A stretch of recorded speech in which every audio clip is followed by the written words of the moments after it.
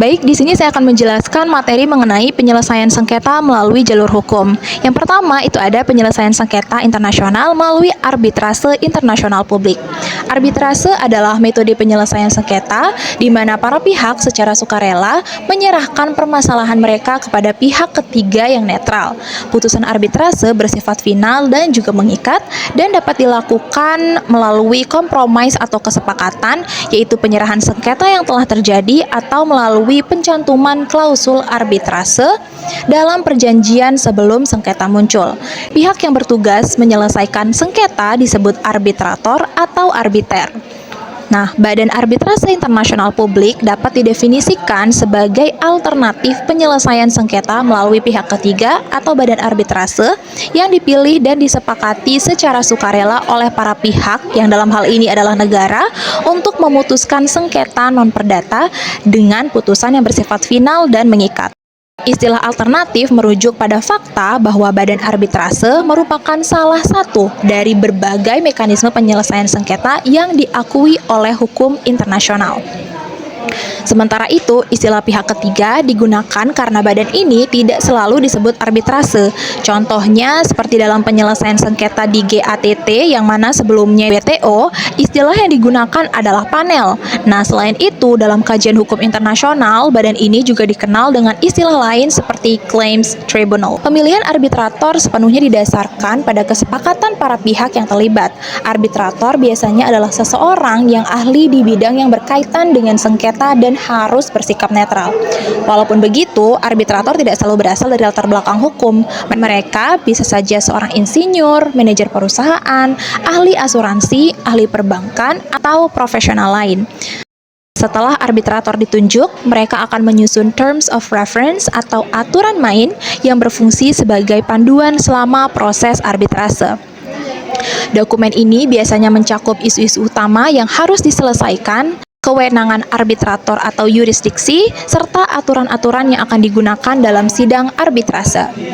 Semua isi terms of reference ini harus disepakati oleh kedua belah pihak. Penyelesaian sengketa melalui arbitrase dapat dilakukan dengan beberapa cara, yaitu melalui arbitrator tunggal, arbitrase yang bersifat terlembaga atau institutionalized, yang ketiga yaitu melalui badan arbitrase ad hoc atau sementara. Badan arbitrase terlembaga merupakan lembaga yang sudah ada sebelumnya dan memiliki aturan prosedural yang tetap. Contoh terkenal dari badan semacam ini adalah Permanent Court of Arbitration atau PCA yang berlokasi di Den Haag. Sementara itu, badan arbitrase ad hoc adalah lembaga sementara yang dibentuk oleh para pihak khusus untuk menyelesaikan sengketa tertentu. Tugas badan ad hoc selesai setelah putusan untuk sengketa yang ditangani dikeluarkan. Lalu selanjutnya yaitu penyelesaian sengketa melalui arbitrase memiliki sejumlah keunggulan, yang mana diantaranya pertama, para pihak memiliki kebebasan dalam memilih arbitrator, baik secara langsung maupun melalui bantuan pihak ketiga yaitu pengadilan internasional, untuk menunjuk arbitrator bagi salah satu atau kedua belah pihak. Hal ini penting karena negara yang menyerahkan sengketa kepada arbitrase harus yakin bahwa pihak ketiga tersebut dapat dipercaya, memiliki kredibilitas, dan dapat diandalkan. Nah, kedua, para pihak juga bebas menentukan hukum acara dan persyaratan yang akan menjadi dasar putusan, termasuk aturan prosedur dan hukum yang diterapkan dalam pokok sengketa. Selanjutnya yaitu putusan arbitrase bersifat final dan mengikat pada prinsipnya. Nah, lalu ada juga sidang arbitrase dapat dilakukan secara tertutup sesuai keinginan para pihak. Dan yang terakhir, para pihak memiliki kendali untuk menetapkan tujuan atau tugas dari badan arbitrase yang dibentuk. Selain kelebihan yang dimiliki, Badan Arbitrase Internasional Publik juga menghadapi beberapa kelemahan, diantaranya yaitu pertama, banyak negara yang masih ragu atau enggan memberikan komitmen untuk menyerahkan sengketa mereka kepada lembaga peradilan internasional, termasuk Badan Arbitrase Internasional. Yang kedua, penyelesaian sengketa melalui arbitrase tidak selalu menjamin bahwa putusan yang dihasilkan akan sepenuhnya dilaksanakan. Nah, dalam hukum internasional tidak ada jaminan bahwa pihak yang kalah atau merasa tidak puas dengan putusan arbitrase akan mematuhi atau melaksanakan keputusan tersebut. Penyelesaian sengketa lewat arbitrase memerlukan kesepakatan antara negara-negara yang bersengketa. Tanpa persetujuan, arbitrase tidak dapat dilakukan. Salah satu badan arbitrase internasional adalah ICSID atau International Center for Settlement of Investment Disputes yang didirikan oleh Konvensi Washington pada tahun 1965. ICSID membantu menyelesaikan sengketa antara pelaku bisnis dan negara serta memberikan alternatif pendanaan untuk negara berkembang selain pinjaman bank komersial. Pembentukan ICSID juga dipicu oleh tindakan sepihak negara berkembang terhadap investor asing seperti nasionalisasi yang dapat menimbulkan konflik ekonomi dan politik. Lalu selanjutnya akan dijelaskan oleh teman saya, Laili.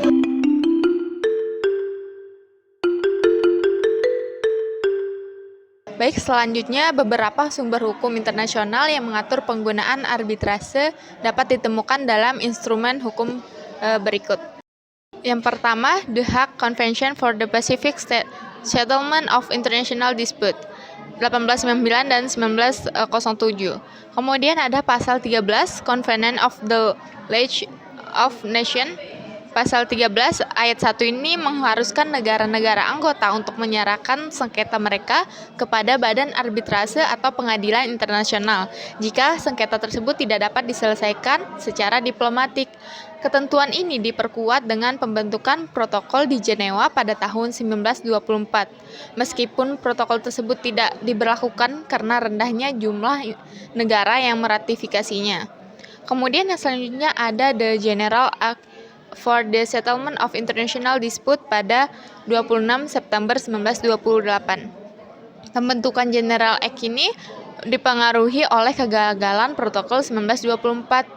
Kemudian pasal 33 Piagam PBB mengatur beberapa alternatif penyelesaian sengketa, termasuk arbitrase yang dapat digunakan oleh negara-negara anggota PBB. Selanjutnya ada model prosedur arbitrase PBB yang dipisahkan oleh Resolusi Majelis Umum PBB 1962 pada tahun 1958. Kemudian selanjutnya yaitu ada penyelesaian sengketa internasional melalui Mahkamah Internasional. Salah satu cara penyelesaian sengketa internasional adalah melalui pengadilan, terutama jika metode lain tidak berhasil. Pengadilan ini dapat dibedakan menjadi dua jenis, yaitu ada pengadilan permanen seperti Mahkamah Internasional, pengadilan ad hoc atau khusus. Dibandingkan dengan pengadilan permanen, pengadilan ad hoc lebih sering digunakan, khususnya dalam konteks organisasi ekonomi internasional untuk menyelesaikan sengketa yang berkaitan dengan perjanjian ekonomi. Penyelesaian melalui Badan Peradilan Internasional merupakan salah satu alternatif penyelesaian sengketa secara hukum dalam hukum internasional. Saat ini beberapa lembaga yang digunakan untuk menyelesaikan sengketa secara hukum diantaranya ada Mahkamah Permanen Internasional, Mahkamah Internasional, Tribunal Internasional untuk Hukum Laut, dan Pengadilan Kriminal Internasional. Nah, selanjutnya ada struktur organisasi Mahkamah Internasional. Struktur organisasi Mahkamah Internasional diatur dalam pasal 2 hingga pasal 33 Statuta Mahkamah Internasional. Pasal-pasal tersebut menjelaskan komposisi organisasi termasuk para hakim anggota, presiden dan wakil presiden, serta panitera dan staf pendukung. Pertama, hakim-hakim anggota Mahkamah Internasional. Untuk menjadi hakim Mahkamah Internasional ada 4 syarat utama, yaitu ada bebas dan netral tanpa pengaruh pihak lain, kemudian yang kedua tidak memihak kebangsaan, ketiga berbudi luhur dengan integritas tinggi, dan yang keempat itu memiliki keahlian dalam hukum internasional yang diakui secara global. Pasal 9 Statuta menekankan keberagaman perspektif hukum dunia. Pencalonan hakim dilakukan melalui kelompok nasional, kemudian dipilih oleh Majelis Umum dan Dewan Keamanan PBB untuk memastikan keadilan. Hakim Mahkamah Internasional juga diharuskan mematuhi beberapa larangan untuk menjadi independensi, seperti tidak terlibat dalam politik, pekerjaan lain yang dapat menimbulkan konflik kepentingan, ataupun bertindak sebagai penasihat hukum bagi pihak terkait dalam perkara yang sedang ditangani. Semua ini bertujuan untuk menjaga objektivitas dan kredibilitas keputusan mahkamah. Lalu ada kepaniteraan dan staf. Panitera memiliki tanggung jawab utama dalam mengelola sumber administrasi yang tidak terkait langsung dengan tugas peradilan. Beberapa tugas utamanya itu yang pertama, mengelola komunikasi internal dan eksternal dengan pemerintah, negara-negara lain, serta organisasi internasional.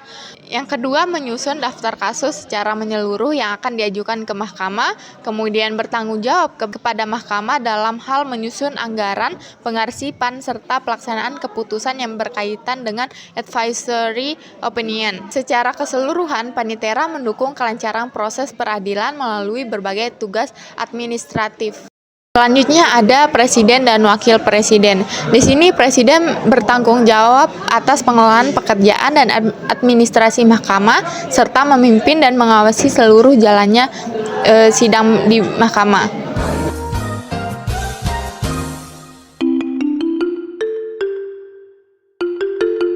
Selanjutnya yaitu saya akan menjelaskan jenis yurisdiksi Mahkamah Internasional. Jadi, Mahkamah Internasional ini memiliki yurisdiksi yang terbagi menjadi dua jenis, yaitu yurisdiksi untuk memutuskan perkara sengketa.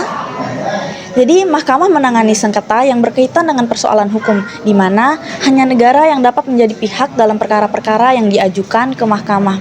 Yang kedua itu ada yurisdiksi untuk memberikan opini nasihat. Opini nasihat merupakan pandangan hukum mahkamah mengenai suatu sengketa yang bersifat tidak mengikat, termasuk bagi pihak yang memintanya. Permintaan advisory opinion dapat diajukan dalam dua konteks. Yang pertama, sengketa antar negara yang sedang dibahas oleh badan atau organ PBB. Yang kedua, sengketa yang terjadi dalam badan PBB atau organisasi internasional lainnya.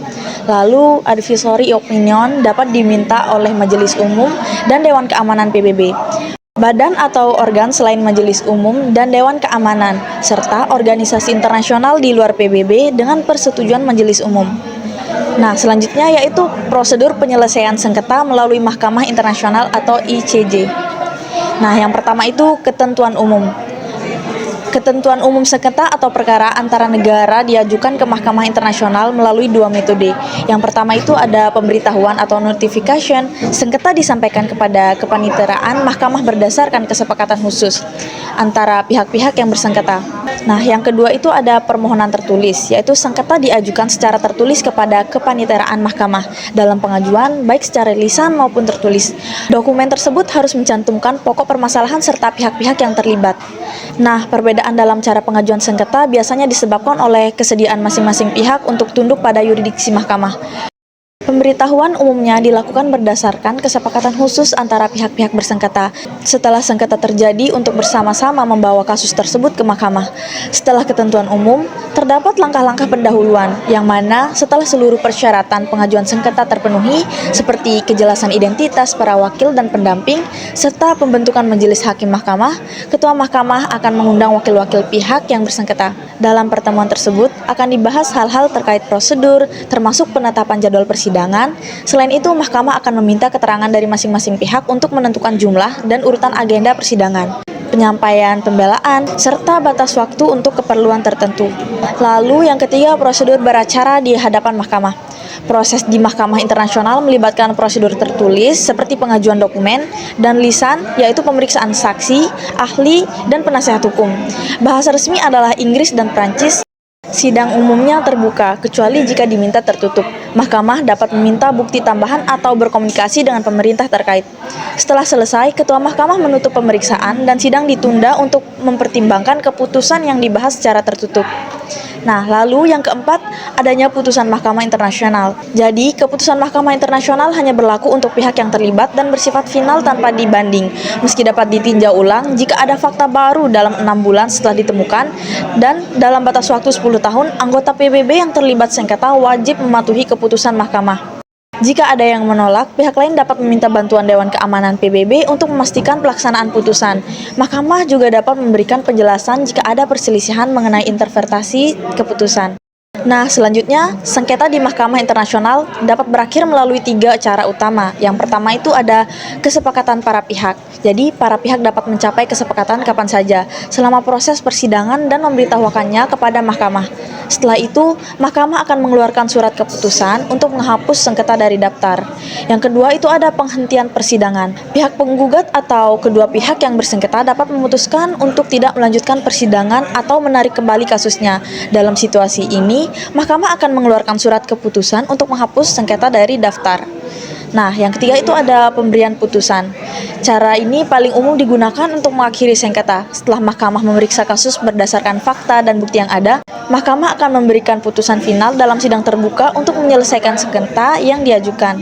Selanjutnya akan dibahas oleh teman saya, Winda.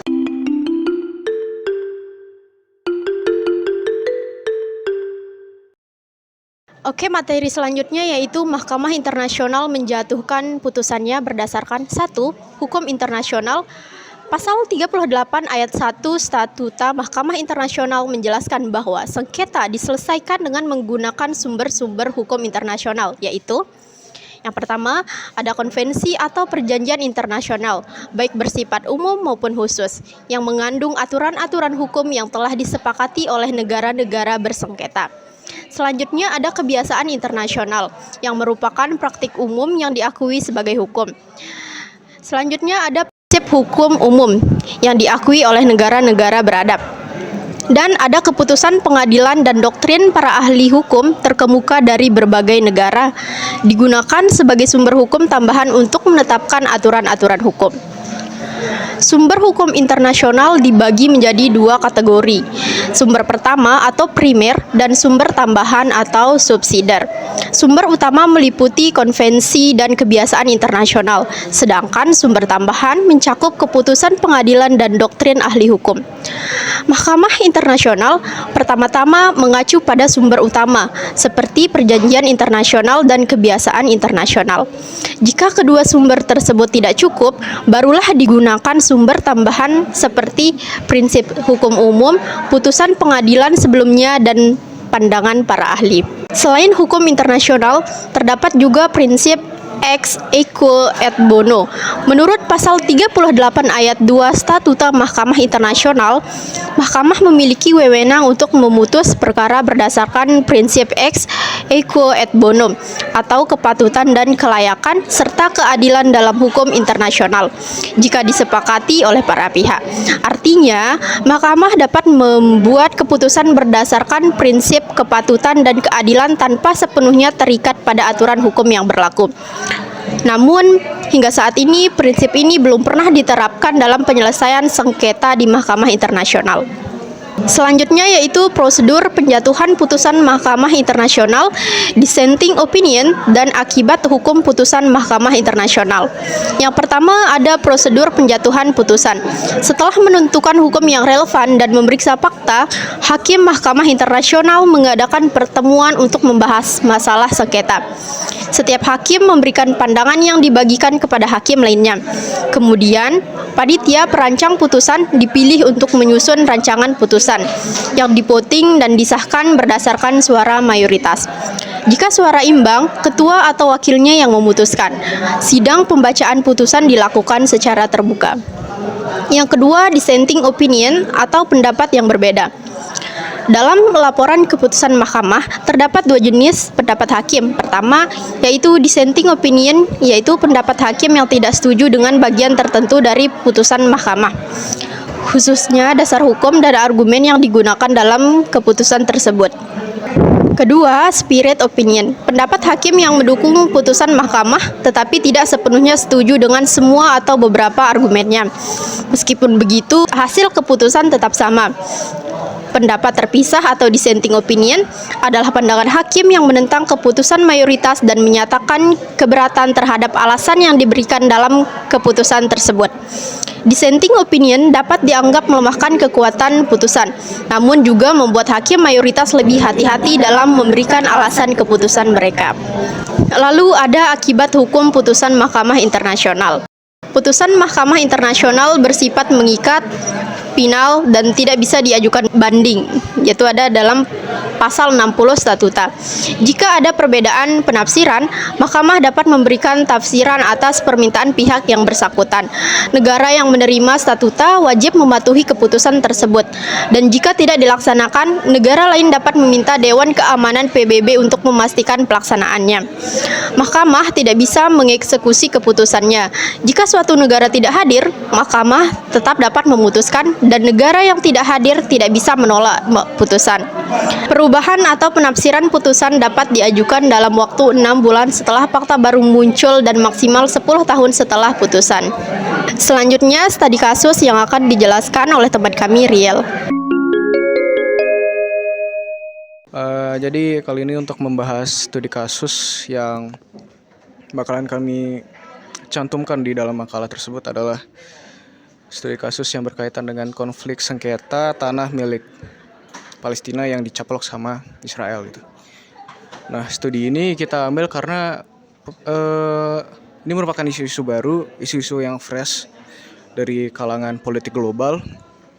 Karena isu ini baru ada ketika pada bulan Juni 2024 gitu. Tepatnya waktu IDF atau tentara Israel itu dia kelihatan pakai lencana yang itu tuh di bagian lencana bagian sebelah kanan atau kirinya gitu dia pakai peta Israel. Habis itu yang dikembangin lagi yang lebih luas dari sebelumnya gitu. Dia itu mencakup Palestina, Syria, Lebanon, dan beberapa daerah Arab Saudi lainnya gitu. Bahkan termasuk dalam salah satu keterangan pers itu menyebutkan bahwa itu tuh ada tanah Madinah gitu yang diambil sama beberapa gunung Sinai gitu, bagian gunung Sinai gitu. Jadi kita mengambil kasus tersebut ya dilihat dari kebijakan yang telah dibuat sama Perdana Menteri Israel gitu, Benjamin Netanyahu, yang kira itu begitu kontroversial gitu. Dan ya kita harap hal-hal tersebut tuh tidak berlaku gitu, atau mungkin itu hanya planning saja tapi tidak dilakukan sama Perdana Menteri tersebut gitu. Kalaupun ada, kita juga dari isi makalah yang udah kita buat, kita kayak berusaha untuk menganalisis gitu, kira-kira jalan hukum apa sih yang bisa ditempuh sama Palestina untuk mengembalikan tanah sucinya tersebut gitu. Karena kan seperti yang kita tahu, Yerusalem itu merupakan kayak ini istilahnya kayak dia itu kayak tanah spesial yang pemerintahannya itu diatur langsung atau dibawahi sama PBB gitu. Kayak kasusnya Vatikan yang ada di Roma, Italia gitu. Jadi ya kita harap tanah sengketa tersebut bisa diselesaikan dengan baik dan pihak-pihak juga merasa adil gitu. Nggak kayak yang kemarin, sengketa tanah yang kemarin waktu tahun 19 berapa ya, 79 atau 1981 gitu. Yang kayak Israel tuh dapat 55% atau 60% daripada wilayah Palestina itu. Jadi sekian studi kasus yang bisa kami sampaikan. Untuk lebihnya kalian bisa searching lagi di Google. Dan kalau misalnya menarik juga bisa ditanyain juga, nanti kita akan taruh linknya di bawah gitu. Terima kasih atas partisipasinya. Jadi sekian video yang bisa kami sampaikan. Semoga bermanfaat dan semoga berguna buat menambah wawasan kalian para pembaca atau penonton dari video ini. Sekian, terima kasih.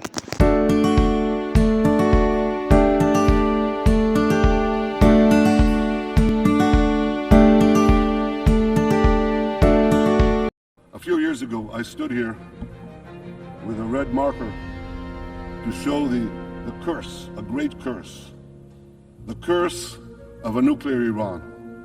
But today I bring this marker to show a great blessing, the blessing of a new Middle East between Israel, Saudi Arabia, and our other neighbors. We will not only bring down barriers between Israel and our neighbors, we'll build a new corridor of peace and prosperity that connects Asia through the UAE, Saudi Arabia, Jordan, Israel, to Europe. This is an extraordinary change, a monumental change, another pivot of history. But I also believe that we must not give the Palestinians a veto over new peace treaties with Arab states. Sanctions must be snapped back. And above all, Iran must face a credible nuclear threat.